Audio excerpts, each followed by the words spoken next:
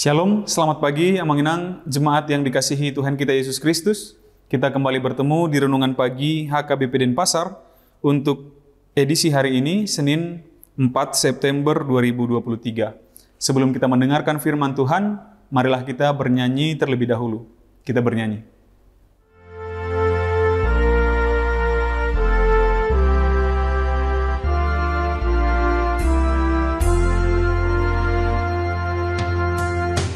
Natoras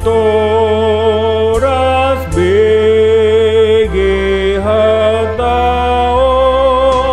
Yesus mandok tuhitaon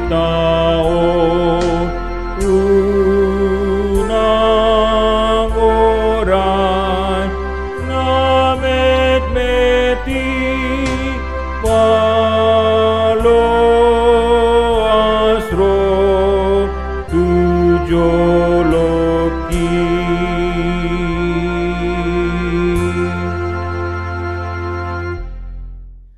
Anugerah dan damai sejahtera dari Allah Bapa dan dari anaknya Tuhan Yesus Kristus kiranya menyertai kamu sekalian. Amin. Firman Tuhan untuk kita pada pagi hari ini tertulis dalam Injil menurut Markus pasal 10 ayat 15. Aku berkata kepadamu, sesungguhnya barang siapa tidak menyambut kerajaan Allah seperti seorang anak kecil, ia tidak akan masuk ke dalamnya. Di dalam bahasa Batak dikatakan, si tutudo hatakon tuhamu, naso majalo harajao ni debata songon dakdanak, dang saut bongot tusi. Demikian firman Tuhan. Amanginang, apa bisa kita simpulkan bahwa dalam setiap zaman, dalam setiap keadaan,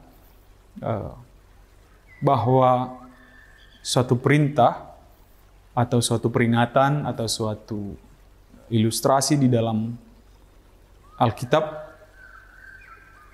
akan selalu relevan ataukah tidak dapat terbantahkan begitu. Tentunya kalau kita mau cari-cari alasan ini dan itu, tentu kita akan dapat membantahnya. Itu sebabnya kita akan melihat Alkitab jauh lebih dalam, bukan hanya sekedar apa yang tertera, tetapi kita akan melihat makna yang tertanam di dalamnya.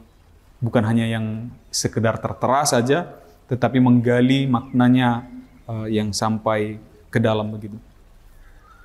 Teori kepribadian untuk sampai pada saat hari ini, katakan teori tabula rasa, yang mengatakan manusia itu lahir ibarat kertas putih yang tidak bernoda, yang tidak bercela, begitu. Kemudian yang membuat coretan-coretan, kemudian di kertas putih itu di dalam kehidupan kita adalah orang-orang di sekitar kita begitu.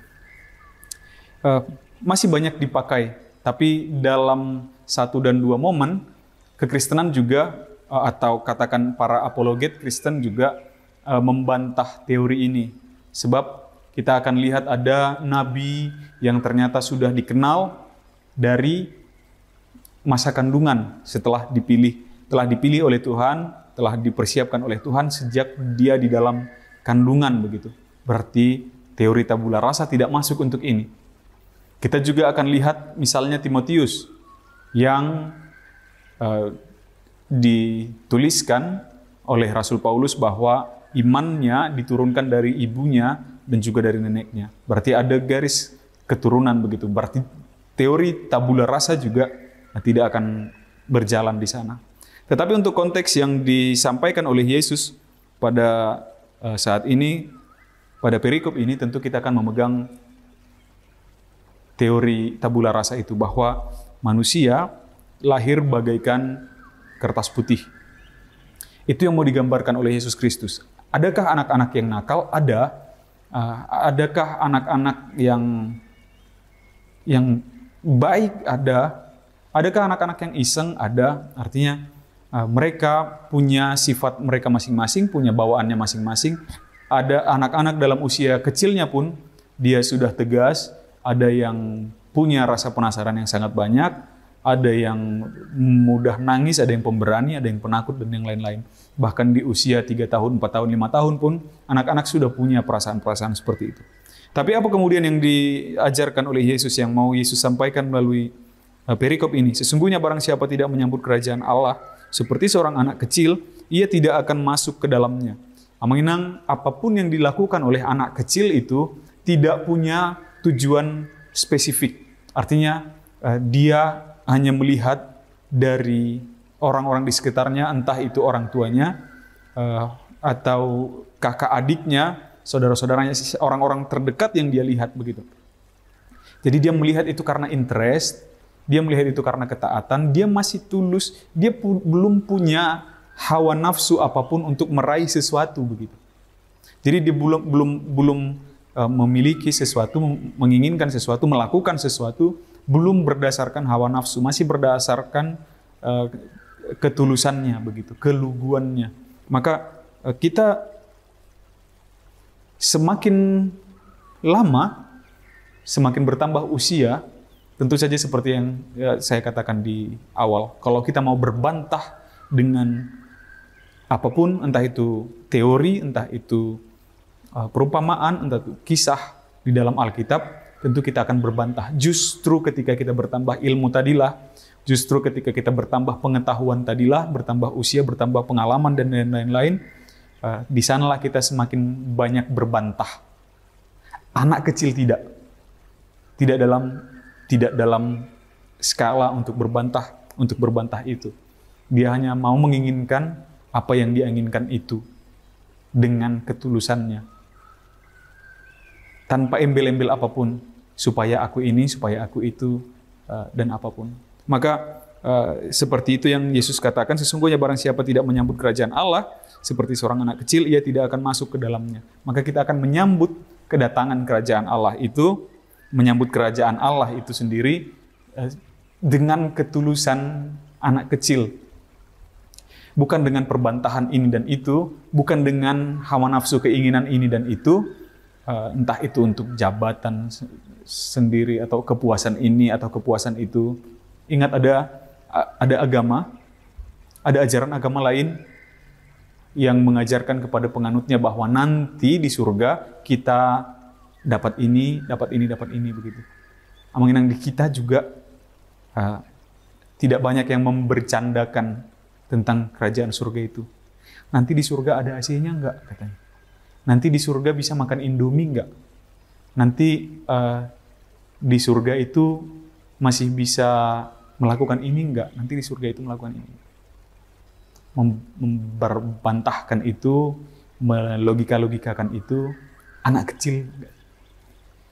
Kita diminta untuk dapat tulus menyambut kerajaan Allah itu. Dan barang siapa yang tidak seperti itu, tidak mengalaminya dengan tulus, tidak menyambutnya dengan tulus, setulus, sebersih, semurni anak-anak kecil, maka dia tidak menjadi bagian itu. Tapi kita, menginang kita akan menjadi penghuni kerajaan Allah itu. Amin. Kita bersatu dalam doa. Ya Allah, kami mengucap syukur atas penyertaan-Mu kepada kami hingga pada saat hari ini. Engkau jagai kami dalam istirahat malam kami.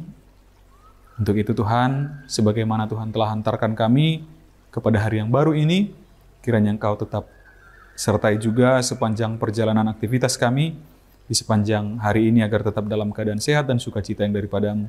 Terima kasih atas firman-Mu ya Bapa yang mengingatkan kami kembali agar kami dapat menjadi anak-anak yang tulus, dapat menjadi anak-anak yang Engkau kasihi, yang menyambut kerajaan-Mu dengan hati sebersih-bersihnya, semurni-murninya, sebagaimana Roh-Mu yang akan ajarkan ke dalam hati kami. Maka kami mohon dengan segala kerendahan kami ya Bapa, kiranya Engkau yang ajarkan kami memahami firman-Mu, agar kami mampu melakukannya di dalam aktivitas kami, kehidupan kami, hingga saatnya Tuhan Engkau panggil kami untuk masuk ke dalam kerajaan-Mu.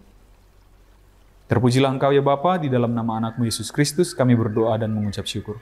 Amin. Demikian renungan pagi kita untuk hari ini, Manginang. Selamat beraktivitas. Sampai jumpa di hari esok. Tuhan memberkati. Horas.